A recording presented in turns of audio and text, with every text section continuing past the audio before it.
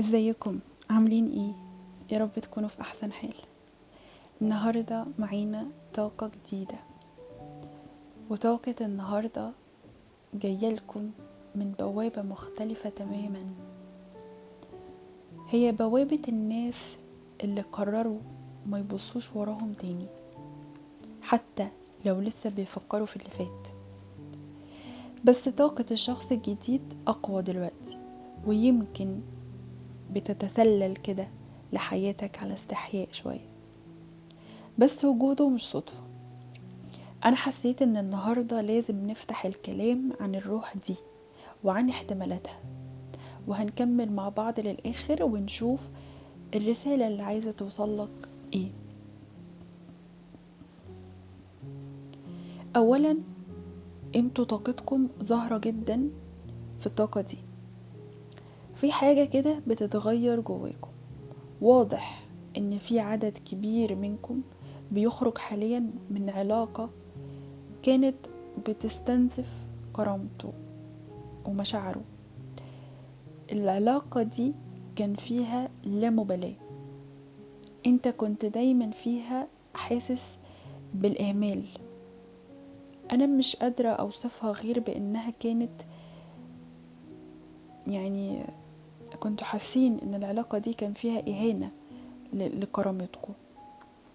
كنت دايما حاسس ان انت مش متشاف ومش مسموع، رغم كل المحاولات اللي انت عملتها علشان العلاقة دي تكمل. لكن المميز هنا انكم مش بتقفوا في النقطة دي.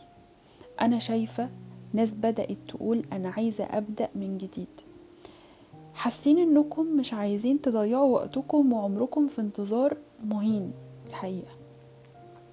وده صوتكم الداخلي اللي بيقول كده. في عندكم رغبة في التغيير، بس انا حاسة انكم مش بس عايزين تغيير شخص او علاقة، لا، في منكم كتير هنا انتوا عايزين تغيير شامل في نمط حياتك وطريقة تفكيرك. في ناس منكم بقت فعلا مش قادرة حتى تكمل سماع قراءة بتتكلم عن الشخص القديم. يعني حتى لو انت دخلت تسمع، بتحس ان الطاقة تقيلة عليك وانك مش عايز تسمع ولا تعيش ده تاني. وخليني هنا اقولك ان ده اكبر دليل ان طاقتك الداخلية اتغيرت ووعيك بيتطور. انت بقيت او بدأت تنضج عاطفيا وبترتقي على مستوى الروح. كمان في طاقة كده اتكررت معايا اكتر من مرة اليومين اللي فاتوا، ان انا شايفة ناس بتحاول تجذب شيء لحياتكم. يعني طاقة الجذب دي اتكررت معايا وبتتكرر تاني. لسه ما زلتوا بتعملوا جذب لشيء كبير في حياتكم. في عندكم نفور كده داخلي من كل شيء قديم، من المحيط بقى ومن الروتين، من البيت حتى، لان في منكم ناس بتدور على تغيير سكن، عايزين بيئة مختلفة. في ناس هنا عايزة تشتغل في شيء له علاقة مثلا بالإعلام أو الإلقاء. حاسة كده في طاقة شهرة عامة، أو حتى عايزين تبدأوا مشروع حر، مشروع بيعبر عن شخصيتكم. سمع صوت داخلي كده جواكم بيقول كفاية حياة عادية، أنا أستاهل أكتر من كده.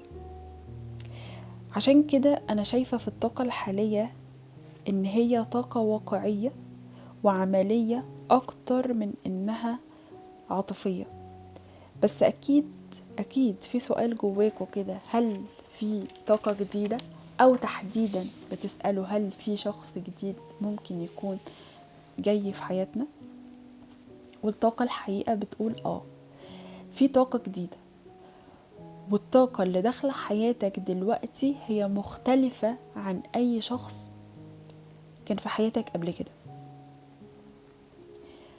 شايفة الشخص الجديد ده ناضج، ونضجه باين حتى على ملامحه، انتوا هتشوفوا ده. شايفة الشخص ده طاقته مستقرة، حاسة ان الشخص ده عنده او كان له يعني مر بتجربة قبل كده، والتجربة دي هو تعب فيها، ولكن الشخص ده اتعلم منها. شايفة الشخص ده مش عايز يدخل معاك العلاقة او يبدأ علاقة جديدة عامة. هو مش عايز يبدأ علاقة عشان بس يثبت حاجة لنفسه او تكون علاقة مرهقة تاني، لا بالعكس. هو دلوقتي هو في مكان في حياته مرتاح فيه مع نفسه، فاهمني؟ عنده هدوء داخلي. انا شايفة النقطة اللي انتوا بتتقابلوا فيها، يعني انتوا في نقطة كده مشتركة بينكوا دلوقتي، ان انتوا الاتنين كان عندكم تجارب مش احسن حاجة خالص، وانتوا الاتنين برضو اتعلمتوا كتير من خلال التجارب دي، وده الشيء اللي هيجذبه ليك على فكرة. هو كمان هيحس فيك بنضج كده بيشبهه. الشخص ده هيكون حاسس بفضول قوي تجاهك، هيحس بحنين شوية في حاجة فيك كده، هو حاسس انها مش غريبة عليه، هو حاسس ان انت شخص مش غريب عنه.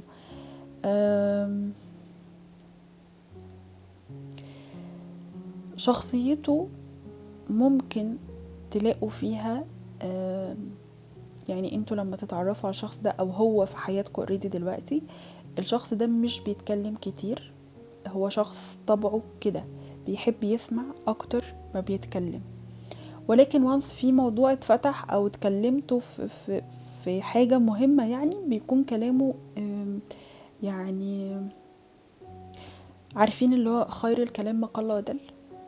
ما بيتكلمش كتير ولكن بيقول المفيد والمختصر بس. الشخص ده بيحب يسيب مسافة كده في الأول، في أول العلاقة أو التعارف بيحب يسيب مسافة، هو بيحب القرب اللي بيتبني على بطء كده وتأني.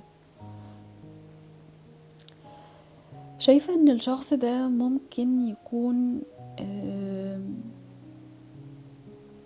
بيشتغل مثلا مبرمج او مهندس او في مجال مالي مثلا، بيحتاج فيه يكون بيحتاج تحليل بس بيحتاج هدوء برضو. في منكم هنا انتوا عندكم فضول تعرفوا الشخص ده بيشتغل ايه او ايه وظيفته، فده ظاهر معانا برضو في الطاقة. وممكن يكون بيشتغل فريلانس مثلا، يعني بيحب يكون حر، بس انا الطاقة هنا مايلة لحاجة كده فيها هدوء. ممكن يكون الشخص ده كاتب بيحب يكتب. في كل الاحوال هو مش نمطي، وعلى فكرة الشخص ده عنده فضول تجاه كل ما هو مختلف وروحاني، ودي تاني نقطة مشتركة بينكم برضو، لان انتوا كمان بتهتموا جدا وعندكم فضول بالجانب الروحاني. طيب ايه اللي ممكن الشخص ده يتشدلك عشانه؟ هو هيحس ان انت برضو مش بتتكلم كتير، بيشوف ان انت مش شخص سطحي، بي يعني انت شخص جواك عمق شوية، هو هيحس ده. ممكن هيحصل بينكم تبادل آراء في موضوع أو حاجة معينة، وردودك مش هتكون سطحية أو معتادة، وده هيخليه ينجذب لعقليتك أكتر. أنا شايفاكم إن انتوا كمان يعني عندكم ضحكة كده، يعني ضحكتكم تقيلة شوية، مش مع أي حد كده ولا لأي حد، فده برضو شيء هيخليه ينجذب ليك. بصوا، هو إحساسه إن هو في حاجة مش مفهومة، بس في نفس الوقت مش قادر يتجاهلها، فاهمين؟ طيب ايه اللي هيخلي العلاقة دي مختلفة؟ انت هتحس انك انت في علاقة ناضجة ومستقرة، علاقة ما فيهاش مطاردة بس فيها راحة. هتحس ان مفيش وجع عالق كده او اسئلة ملهاش ردود، فيها فهم وفيها وضوح. كل طرف فيكم في العلاقة دي هيحس ان التاني جايله بعد ما فهم نفسه، وده اجمل توقيت بتيجي فيه طاقة جديدة الحقيقة. طيب انا الطاقة دي لما جاتلي ما كانش فيها استرسال، يعني جالي بس طاقتكم وطاقة الشخص ده وايه وظيفته او ايه طباعه، ولكن انا حابة ان احنا ناخد نفس كده مع بعض ونصبر كده شوية، ونشوف اذا في رسالة حابة تجيلكم او مفيش. لو في طبعا هقولها، لو مفيش هقول لكم خلاص كده مفيش، ودي هتبقى نهاية القراءة. ناخد نفس كده مع بعض ونشوف.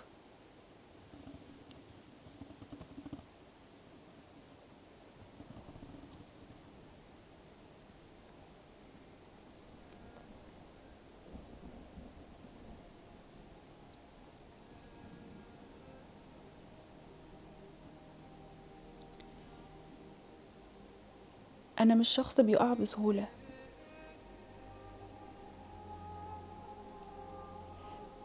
بس فيكي حاجة كده خلتني افكر في فكرة اني ابدأ من جديد.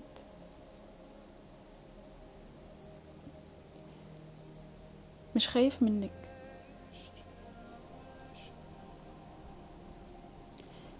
حاسس اني مش هقدر اضحك عليكي او اعمل نفسي شخص تاني.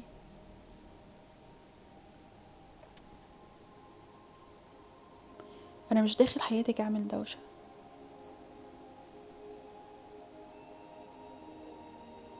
انا حابب اسمعك.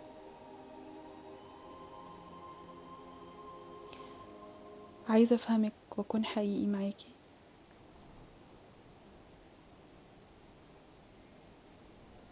مش هقولك كلام كبير،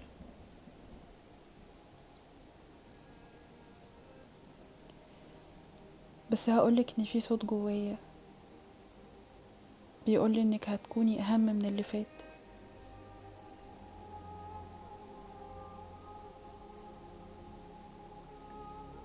في صوت جوايا بيقولي انك مش صدفة.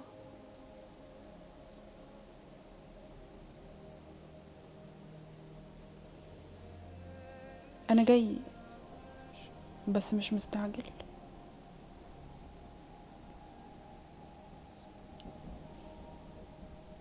جاي لما تكوني حاسة انك عايزة حد يبصلك، كأنك لسه ما اكتشفتيش قد ايه انتي عظيمة.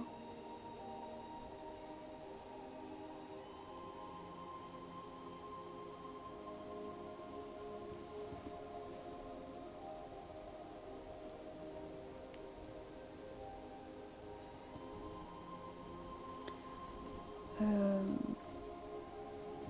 هي الرسالة وقفت لحد كده خلاص، يعني مفيش حاجة عايزة تتقال تاني. الله يسامحكم. انا صدعت، بس خليني اقول لكم ان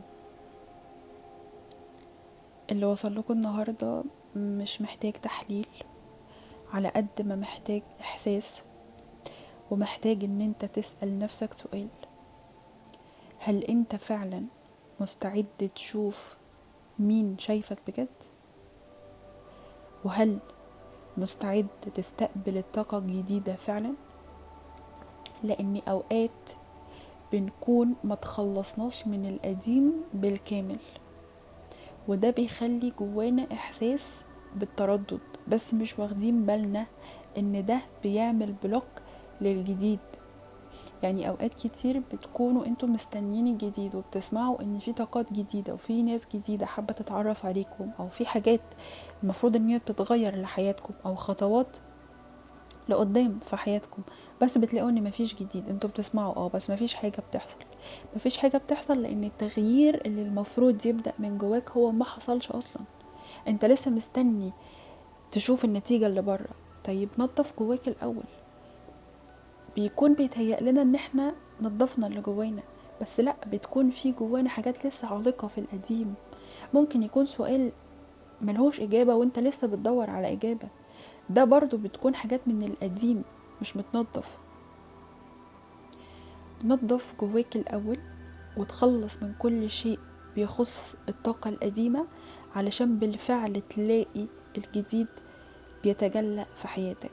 وافتكر دايما الطاقة الجديدة مش بتيجي لما بنتألم كفاية او نقول خلاص احنا اتألمنا فنشوف بقى الجديد. لا، الجديد او الطاقة الجديدة بتظهر لما تختار تسيب القديم وتختار تكون جاهز، وبتشوف بس الناس اللي بتشوفك. بس كده. دي كانت طاقتكم النهاردة، وبالتوفيق ليكم جميعا، وهستنى تقولولي احساسكم ايه في الكومنتات. باي باي.